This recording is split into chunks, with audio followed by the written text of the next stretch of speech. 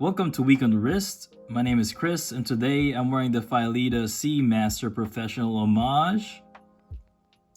This one's got the white dial. I got this watch on loan from Escape Wheel Reviews. Thanks again, Bud, for letting me borrow your watch. You can get this on AliExpress for $113 right now with the bracelet. So let's check it out. Let's start with the dimensions. It's got a case diameter of 41 millimeters, lug to lug of 46.6 millimeters, 14.1 millimeters thick. It's got 20 millimeter lugs. This one uses the DG2813. It's a Miyota clone that hacks in hand winds. It's got domed sapphire crystal, 200 meters water resistance, pretty good blue lume, and it's got 120 click lume ceramic bezel.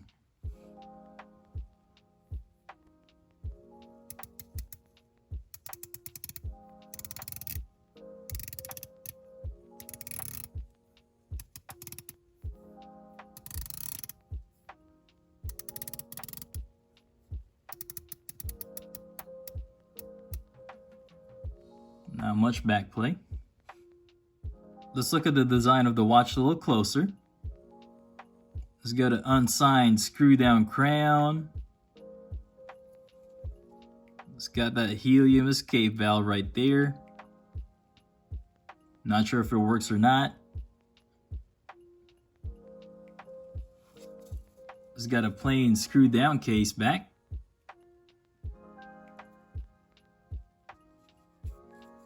Just like all the Seamasters, it's got the scalloped bezel.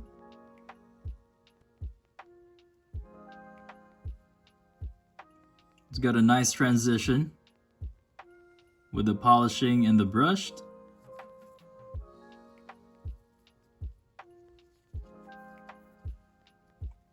Let's look at the dial real quick. It's pretty simple. I'm not sure if you can see the waves or not, but it's there.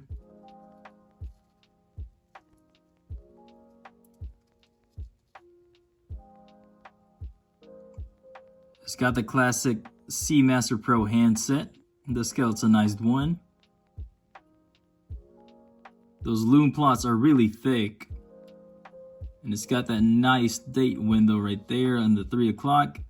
Kind of obscure with a minute hand.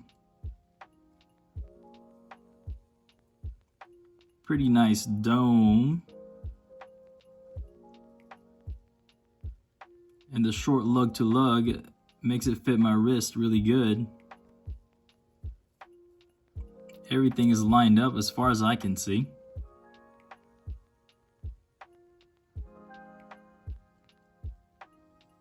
And we're going to talk about the bracelet when I put it on for the fashion show.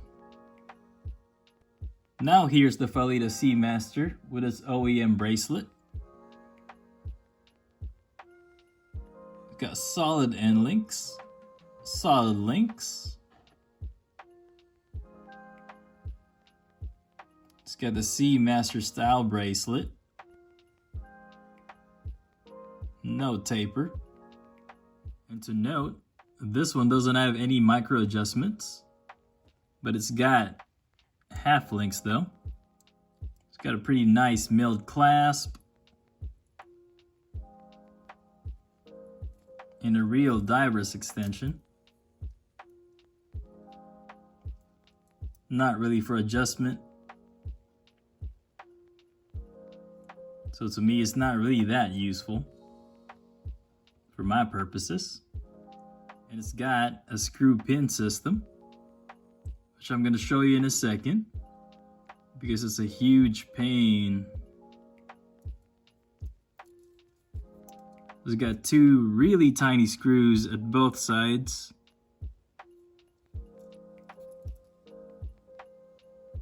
That you have to unscrew when you change the link.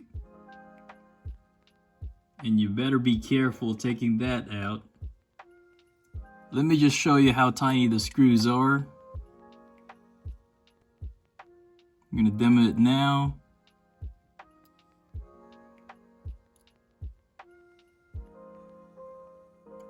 Just to see that I'm pretty serious about it being really tiny.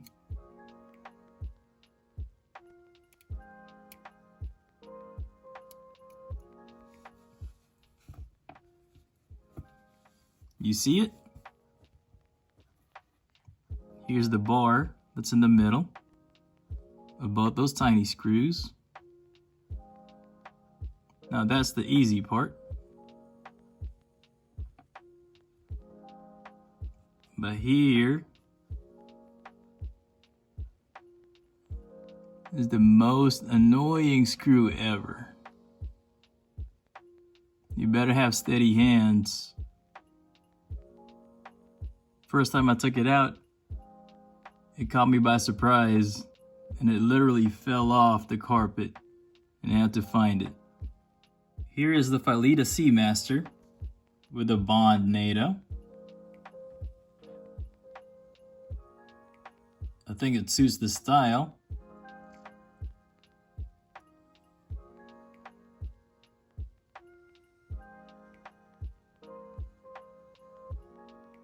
And of course, you won't have a Week on the Wrist strap fashion show without my Barton Elite silicone.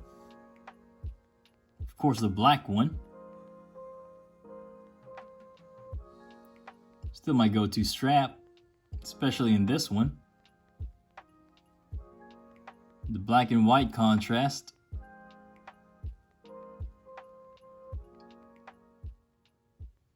Now here's the Phylida Seamaster with the Uncle Seiko strap. This one's the Tropic one.